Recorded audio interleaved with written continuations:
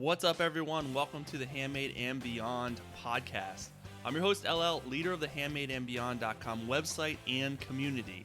I'm a self-employed entrepreneur, an Etsy expert, and business coach who's figured out how to make my entire living with my handmade business. Each week, I'll dive into strategies and success tips to help you with your handmade business, with Etsy, and everything in between. Let's dive in. What is going on, guys? Welcome back to the Handmade and Beyond podcast. Glad to have you guys back with me as usual, taking the time to listen, learn, hopefully take action in your handmade business.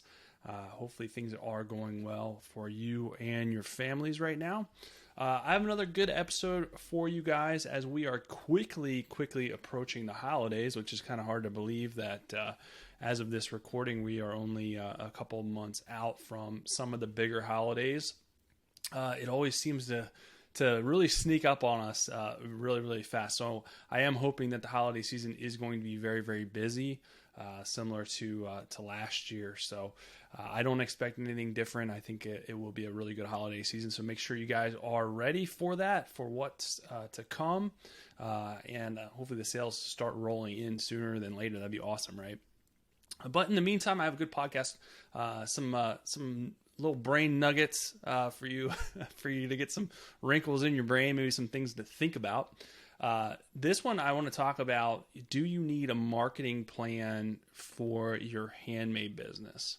Whether you're selling just on your own website, on Etsy, or wherever you're selling, is it smart or is it good? Is it a good idea to have a marketing plan? That's really what I want to kind of dive into today, in today's episode. And a lot of people get super freaked out when they talk about, marketing or a marketing plan or a business plan. I really think a lot of times we overcomplicate it and we think that it's going to be this grand plan, this grand document, and it's the end all be all, and you should immediately know exactly what you have to do and when you have to do it. But it's really not that way at all, and you don't have to overthink this. Really, when it comes to marketing, it's just think about it in terms of, well, how are you going to put your business out there? How are you going to put your products out there? How are you going to shine light on your products? There's multiple ways that you can do it, and that's part of the problem too, is there's a lot of misconceptions out there, and a lot of people get the cart in front of the horse when it comes to the marketing plan, and they put all the emphasis into marketing when they should be putting all the emphasis at the beginning into your shop, into your website, into your products first before you really nail down the marketing piece. Because really what marketing does is shine a light on your products. And when you shine a light on your products and on your business is, I'm trying to think of a nice way to put this. Is it going to reflect well, or is it going to look like a dumpster fire? So you got to make sure to have your business and your products and all that stuff, your pictures. You got to make sure to take the time to do that right before you start shining a light on your products, sending traffic there, because that is just going to amplify the problems, and it's not going to help you.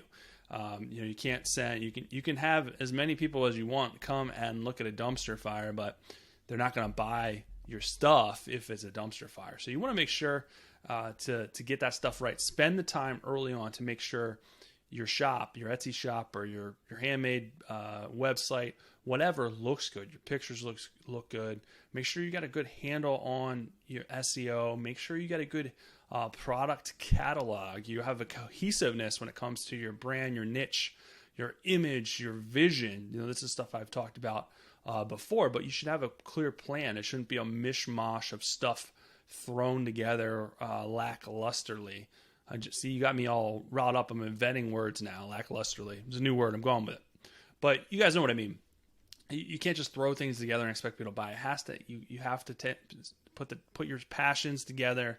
Have a clear vision. Make sure your niche makes sense, and that's what you're going to run with to build up your shop. Make sure that's running on all 6 cylinders, and then it comes time to shine a light on your business, and that comes with marketing. And really, what it comes down to with a marketing plan is, where are you going to market your stuff to? Where and what are you going to market? What is your messaging going to be? What's your frequency going to be? So those are the things you have to think about. Where are you going to market? How often are you going to market?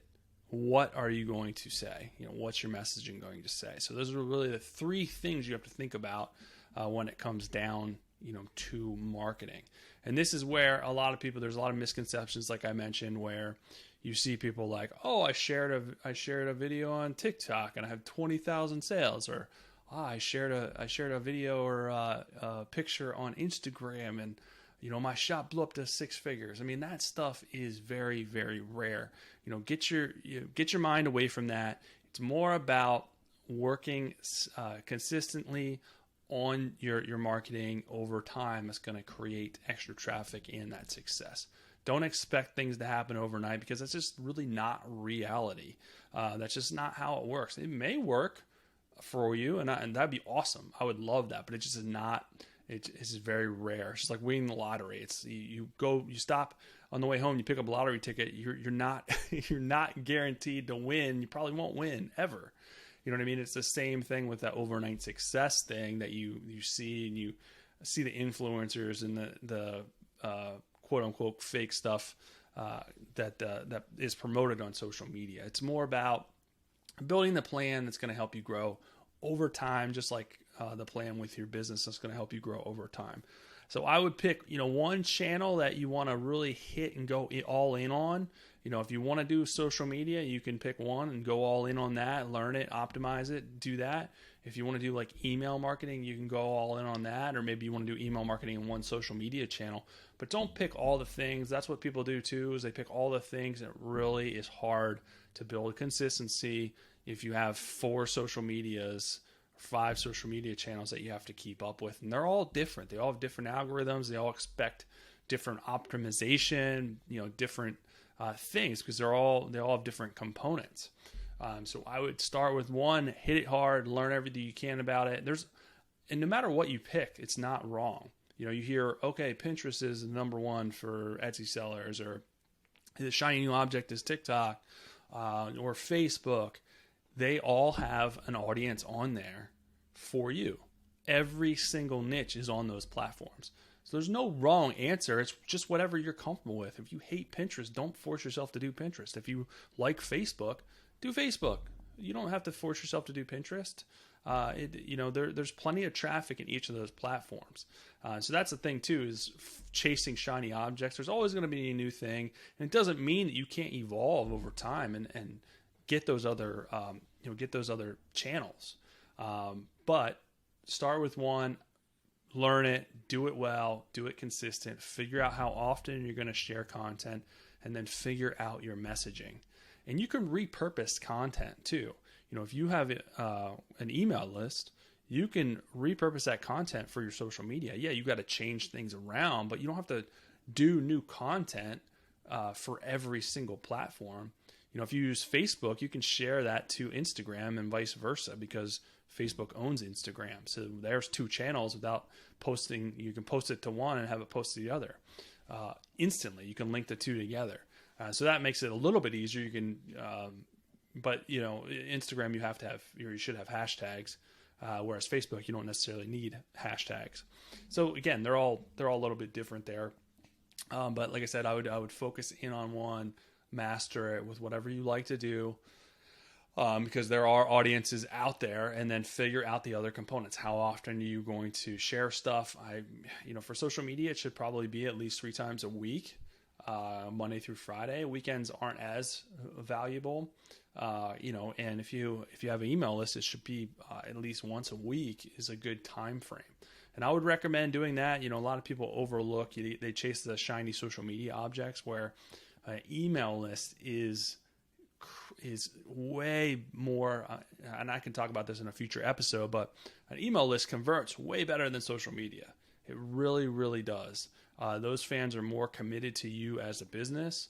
So it is super, super important to build an email list. And a lot of people, it's not, and a lot of people get a little you know, a little scared because it's something new. Social media is a lot easier to do, but really, if you break it down, it's not that hard. There's companies that integrate with Etsy to make it a little bit easier if you're using Etsy. There's other companies out there that are very simple. If you're a member of the Handmade and Beyond community, I have a whole course dedicated to setting up your emails and your opt-in list. And then there's also, if you need promotional marketing ideas, I have calendars in there for every single month to get your promotional content aligned with your business, so you don't have to overthink things. You're still going to have to figure out your messaging. You're still going to have to figure out how often you want to send stuff out. But the promotional marketing calendars will give you ideas as far as different promotions that you can run. Because that's another thing too. You can't always just be sending out messages to your audience saying, buy my thing, buy my thing, buy my thing. There is no value in there. People will, unfollow you or unsubscribe pretty, very quick. So there's a lot of ways and a lot of things that you can do to build value with your customers depending on your niche. So don't think about it. Yeah, of course, you're going to ask people to buy. You're going to run sales. You're going to do discounts. You're going to do stuff like that. You're going to let them know of new stuff, stuff that's coming. But people want to get an inside track on your business, maybe what you're doing, share different ways to, with whatever niche you're doing, different ways to use your products or different ways to style your products. There's a lot of different things that you can do that are creative that will build value for your customers, for your followers, for your fans. So think about it that way. Don't always just send stuff out to buy my thing, even though, yes, of course, you're going to ask people to buy your thing. You are a business, but build value in there. And even in the value content, you can still ask people below that to buy your thing, or, hey, check out my store. You can be a little bit more subtle about it. You don't always have to be in your face about it. So sit down, think about your business, see, do a self-diagnosis. Where are you at right now? Are you confident that your shop and your website is optimized, or at least in a pretty good place? And then sit down and think about your marketing plan. When are you going to send stuff? What are you going to send? In what platform, what mode are you going to use? And write that out, and then schedule that stuff out. A lot of times you can bulk schedule, which I would also recommend bulk scheduling your stuff. Don't just try and do it on the fly, because it's going to take way too much time and you're not going to stick with it. So almost any platform you can get, you can schedule through the platform itself, or you can get a third-party tool to help schedule, such as later.com helps you schedule. There's Tailwind for Pinterest. Facebook, you can schedule out stuff on the platform itself, which makes it really nice. It'll go to Facebook, and then it'll also go to Instagram. So sit down and hammer that out, and then from there, just write up your plan. That's what I'm talking about. It's not complex. It fits into your niche. You'll hone in on your messaging over time, but it's about getting in the reps. You're not going to be perfect. Not everything you send is going to get 1,000 likes.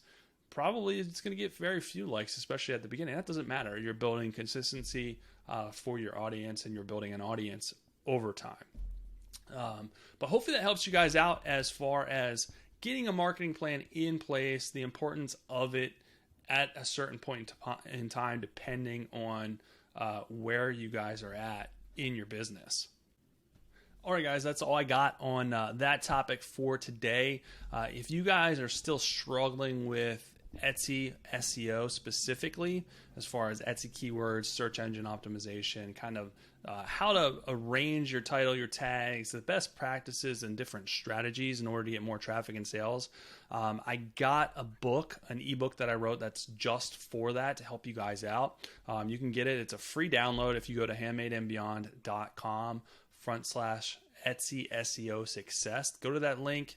And you can download it right on the spot to start learning about SEO. And there's other strategies and best practices in there to help you grow your business as well. So it's a no-nonsense, no-fluff guide to help you guys out. It's all straight to the point, actionable strategies that you guys can use to implement in your business. So go to that link. I'll also link to it below. Outside of that, I'll be back next week with another awesome episode for you guys. Have an amazing rest of your day and week. Talk to you guys later.